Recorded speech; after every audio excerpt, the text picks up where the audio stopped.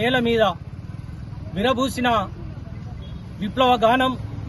ప్రజాయుద్ధ నౌక గద్దరన్న గత తరానికి నూతన తరానికి ఒక వారధిగా పనిచేసి తన జీవితాంతం తెలంగాణ ప్రజా గొంతుకగా తెలంగాణ నేల మీద ఆడి పాడి గజ్జగట్టి గొంతెత్తి పాలక వర్గాలను ప్రశ్నించి తన వెన్నుపూసలో బుల్లెట్లు దిగినప్పటికీ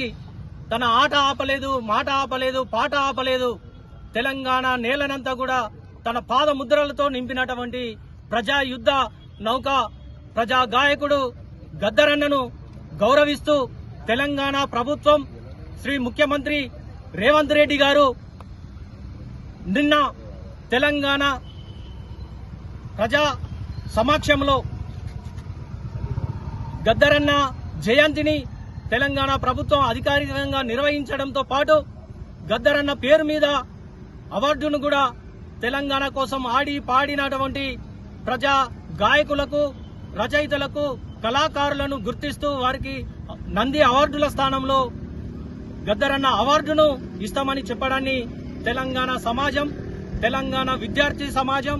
అదేవిధంగా కవులు, కళాకారులు అందరూ కూడా స్వాగతిస్తున్నట్లుగా ఇవాళ మేము ఉస్మానియా యూనివర్సిటీ వేదికగా